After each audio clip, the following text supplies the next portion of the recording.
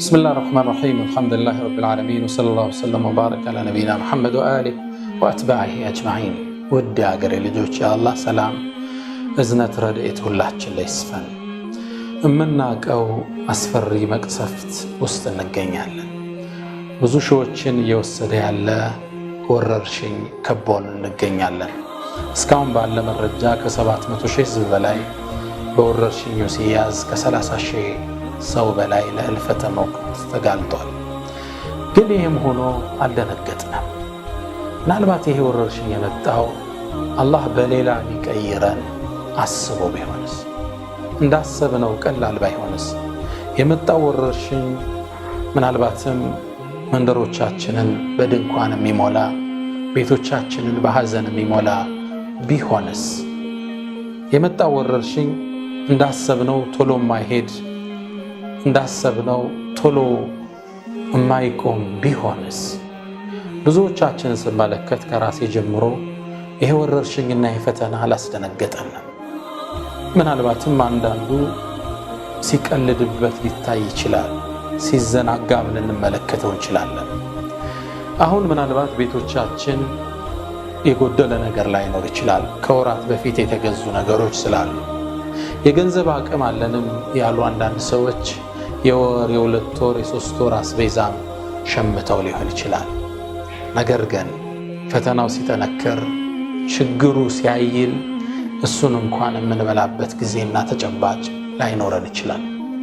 አሁን ምናልባት ወደ ሀገራችን የገቡት ነገሮችና በዩሱፐር ማርኬቶቹ የምንገዛቸው ነገሮች ከውጭ ኢምፖርትድ የሆኑ ነገሮች ናቸው። አሁን ባለው ተጨባጭ ደግሞ ከሌላ ሀገር ወደ ሀገራችን ዕቃ ማስገባት የቻለበት ተጨባጭ አይደለም። ነገሩ አሳሳቢ ነው። ሌሎች ሀገሮች ለኛ እርዳታ ሊያደርጉ ቀርቶ ለራሳቸው አሳሳቢ ሁኔታ ላይ ነው ያሉት። ታዲያ ይሄ ወረርሽኝ እንዳሰብነው ቀላል ባይሆንስ? ፈተናው እየከበደ መሄድ ቢሆንስ? በቀላሉ ማይቋረጥ ቢሆንስ? ለምንድን ነው የተዘናጋነው? ለምንድን ነው ልቦናችን የደረቀው? ወደ አላህ ለምንድን ነው ስብር ያላልነው? ፈተና ሲመጣ አለም የረው ይላል አላህ። ፈተናዎች መጡ ትውልድን እንዴት እንዳጠፋቸው ሲነግረን አለም የረው ከማ አህለክና ምን ቀብልህም ምን ቀርን፣ ከክፍለ ዘመናት ምን ያህሎቻቸውን እንዳጠፋን አላዩምን እንዴ? መከናሁም ፊል አርድ፣ እነዛ ትውልዶች መሬት ላይ በጣም ያስመቸናቸው ማለም ነው። መኪለኩ ለእናንተ እንኳን ያላስመቸነውን ድሎት የሰጠናቸው ሌክዠሪ ላይፍ ይኖሩ የነበረ። ወአርሰልና ሰማዕ ዓለይሂም ሚድራራ፣ ምቾታቸውን ሲገልጽልን አላህ ሰማይን በተከታተለ የሆነ ዝናብ የላክንላቸው የሆኑ ሰዎች ወጀዐልና አልአንሃረ ተጅሪ ምን ተሕቲሂም፣ ወንዞችንም ከበታቾቻቸው ያፈሰስንላቸው የነበሩ ነገር ግን አስተባበሉ።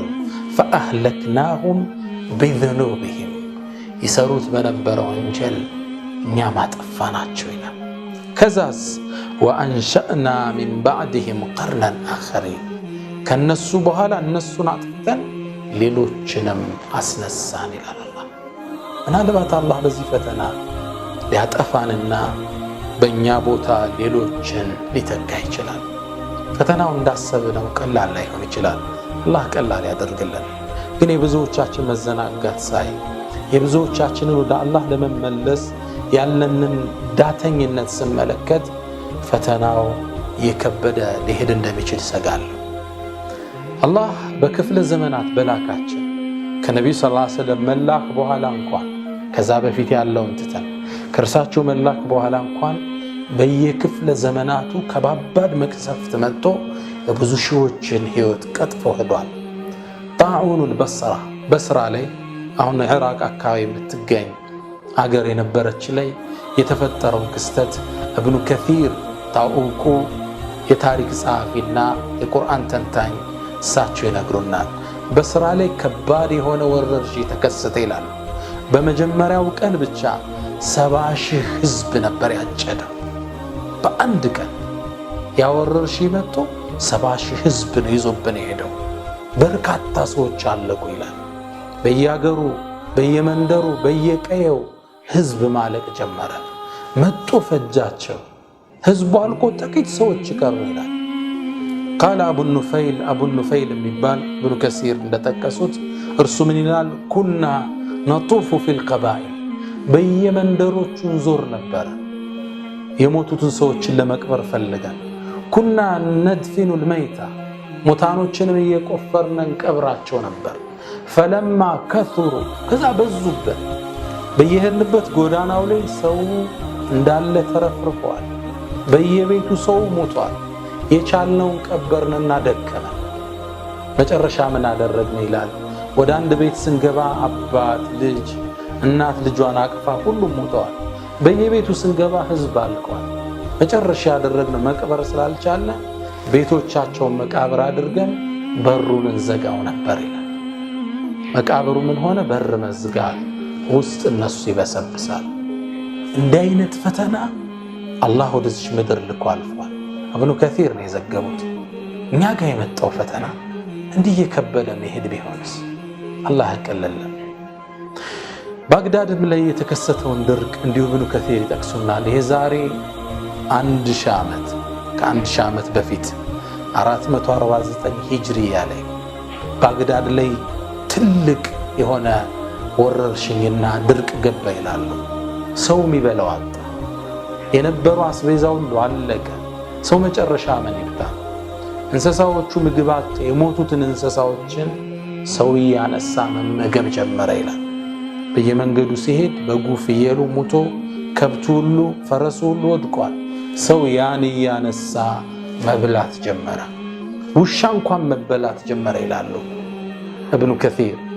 ሐታ ይላሉ አንድ ቤት ላይ ሲገባ ሴትዮዋ ሞታለች። ከጎኗ ወደ አረንጓዴነት የተቀየረ የውሻ ጭን ተመለከትን ይላል። ህዝብ የሚበላው አጥቶ የውሻ እግር እየበላ ማለት ነው።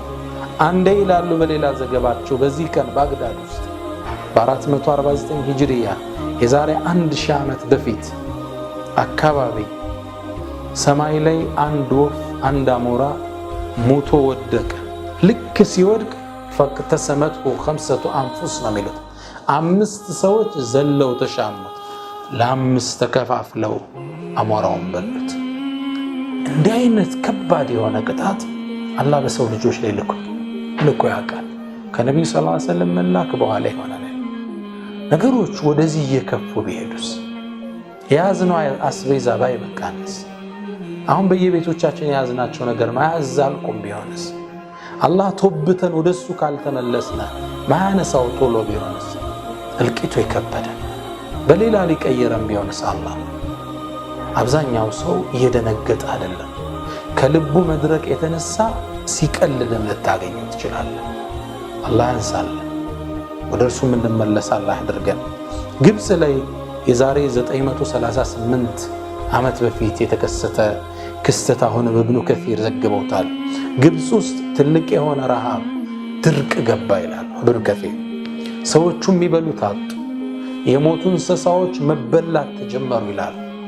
ሰዎቹ የሞቱ እንስሳ በግ፣ ፍየሉ፣ በሬውን አልፎ ውሻ መብላት ጀመረ ይላል። አላህ ይጠብቀን። የትክክለኛ ታሪክ ነው የምነግራችሁ።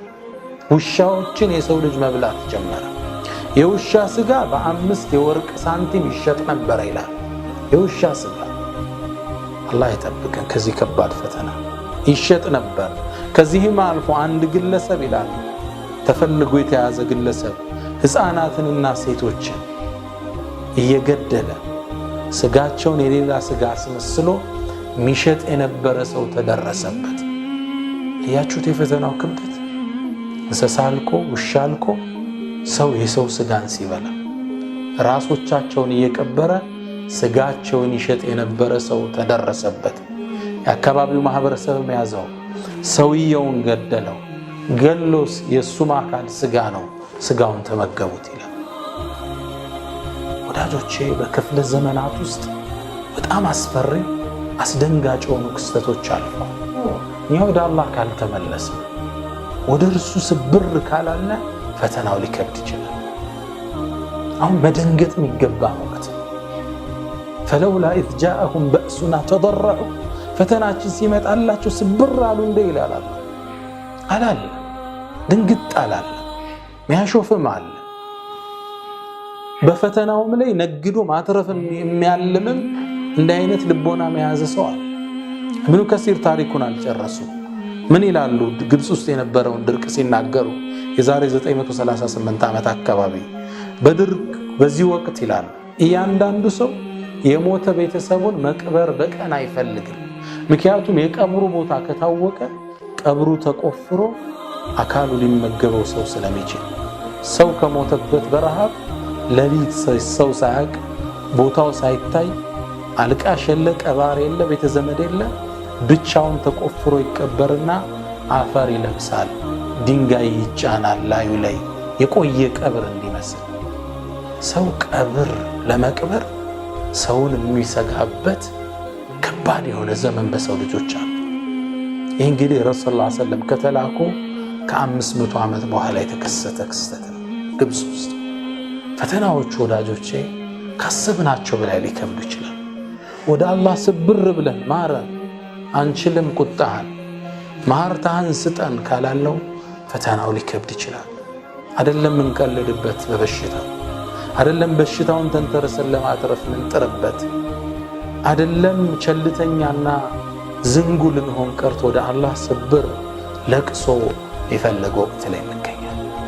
ነገሩ አሳሳቢ ነው። እንቅልፍም ይነሳል፣ ትኩረትንም ይሻል፣ ወደ አላህ መዋደቅንም ይከጅላል። አላህ ቁርአን ላይ ምን ይለናል? ወለቀድ አርሰልና ኢላ ኡመሚን ሚን ቀብሊክ ካንተ በፊት ወደ ነበሩ ህዝቦች ነቢያትን ላከነ። ህዝቦቹ ግን አስተባበሏቸው። ያኔ ይመለሱ ዘንድ ፈአኸዝናሁም ቢልበእሳኢ ወደራ ቢልበእሳ በድህነት ወደራ በበሽታ በወረርሽኝ ያዝናቸው። ለምን? ለዓለሁም የተደረዑን ወደ አላህ ስብር ብለው ይመለሱ ዘንድ። ዓላማው ይሄ አላህ አዛኝ ጌታ ነው። እኛም መቅጣት አይፈልግም። እዝነቱ ቁጣውን የቀደመሽ ጌታ ነው። እንመለስ ዘንድ ግን መሰል በሽታዎችን ይልካል አላህ። ፈለውላ ኢዝ ጃአሁም በእሱና ተደረዑ ፈለውላ የሚለው ቃል እዚህ ጋር አገላለጹ ፈሀላ ማለት ነው። እኛ በበሽታዎች ስንዛቸው በችግር ስንዛቸው ተደረዑ ወደ አላህ ተመለሱ እንዴ? አላደረጉ። ወላኪን ከሰት ቁሉብሁም ነው የሚለዋል። ነገር ግን ልቦናዎቻቸው ደረቀች። ወዘየነ ለሁም ሸይጣን ማ ካኑ ያዕመሉን ሸይጣንም ይሰሩት የነበረውን ስራ አስውቦ አሳያቸው። ወዳጆቼ አሁን ልቦናችንን አርጥበን ወደ አላህ ስብር ብለን ልንመለስ የተላከልን ደብዳቤ ነው። ደወልን አላህ አሰምቶናል፣ ቁጣውን አሳይቶናል። አላህ ሲቆጣ ቁጣው ከባድ፣ ሲያዝን እዝነቱ ሰፊ፣ እዝነቱ ቁጣውን ቀድመዋለች። ነገር ግን ወያዕፉ አን ከሲር እንዳለ ብዙዎቹን እንደሚያልፈን ሁሉ በቀሊል በትንሿም ደግሞ ይዘናል። ሲይዘን ደግሞ ከዛሊከ አኽዙ ረቢከ ኢዘ አኸዘ አልቁራ ወሂየ ዛሊማ ኢነ አኽዘሁ አሊሙን ሸዲድ። ጌታ ተቆጦ ሲይዝ አያያዙ ከባድ። ወደ አላህ ልንመለስ ይገባል። ቁርአን ላይ ይሄን አላህ ሲገልጽልን ظهر الفساد ይላል። ብክለቱ፣ ቅጣቱ፣ መቅሰፍቱ እኮ ተገለጠ ይላል። ፊል በሪ ወልባህር በየብስም በምድርም በባህርም ላይ እልቂት በዛ፣ ወረርሽኙ መቅሰፍቱ በዛ ይለናል አላህ። ظهر الفساد في البر والبحر ይሄ ለምን ሆነ? ቢማ ከሰበት አይዲ ናስ የሰው ልጆች በሰሩት የእጃቸው ውጤት ሊዩዚቀሁም ሊያቀምሳቸው አላህ ባዕዱ ለዚ ዓሚሉ ከሰሩት ከፈሎውን ሊያቀምሳቸው ለዓለሁም የርጅዑን እነሱ ወደ አላህ ሊመለሱ ይከጀላልና ይለናል አላህ። ፈተናዎችን ቅጣቶችን የሚያመጣቸው ወደ እሱ እንድንመለስ ጌታችን አንችልም እንድንለው። ምናልባት ትናንትና ጠቅላይ ሚኒስትሩ መግለጫ ሲሰሙ ሰምቼ ደንግጫለሁ። ብዙ ሰው የተረዳዋል መሰለኝ። ከተመረመሩት 800 ሰዎች ውስጥ በበሽታው መያዛቸው የተረጋገጠው 23 ሰው ከ823። ይህ ከባድ ቁጥር ነው። ብዙ ሰው አልደነገጠም። ይህ ማለት ይህን ቁጥር እንኳን እንደ ሳምፕል ብንወስደው ከ800 ሰው 23 ሰው ተያዘ ማለት ከ110 ሚሊዮን ህዝብ ከኢትዮጵያ ህዝብ ውስጥ 3.162,500 ሰው ተይዟል ማለት ነው። ከ3 ሚሊዮን ህዝብ በላይ ተይዟል ማለት ነው። ይህን እንደ ሳምፕል ብንወስድ አሜሪካ ከ100,000 ህዝብ ያህል ደርሳለች። ቻይና ትከተላታለች በተመሳሳይ ቁጥር፣ ጣሊያንም ተመሳሳይ ቁጥርን ትጋራለች። ወረድ ብላ ኢራንን እናገኛታለን ወደ 100,000 የተጠጉ። እኛም ሀገር ላይ ምርመራው በትክክል ስላልተደረገ ቴክኖሎጂው ስለሌለን እንጂ ከዛም ያንስ ቁጥር አለን ብዬ አላምንም።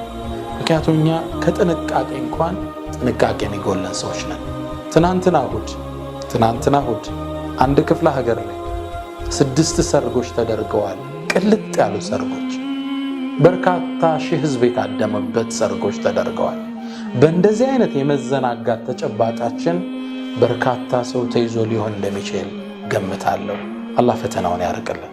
ከ800 ሰው 23 ሰው ከተያዘ ከ110 ሚሊዮን ህዝብ ውስጥ ይህን ሳምፕል ስታባዙት ወደ 3.162,500 ገደማ ህዝብ በሽታ ላይ ነው ማለት ነው።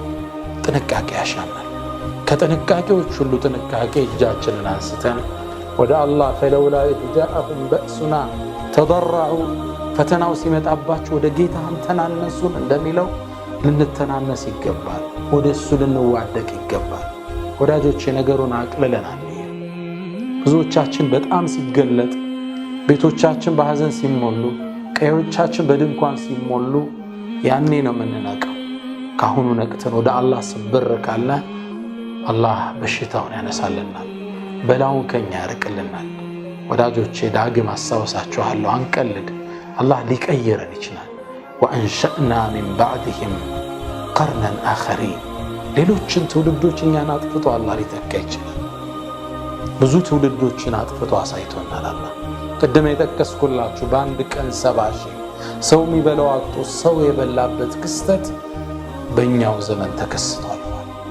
አላህ በሽታውን ያርቅልን። ወደ እርሱ ስብር ብለው ከሚመለሱ ባሮች አድርገን፣ ፈተናውን ያርቅልን።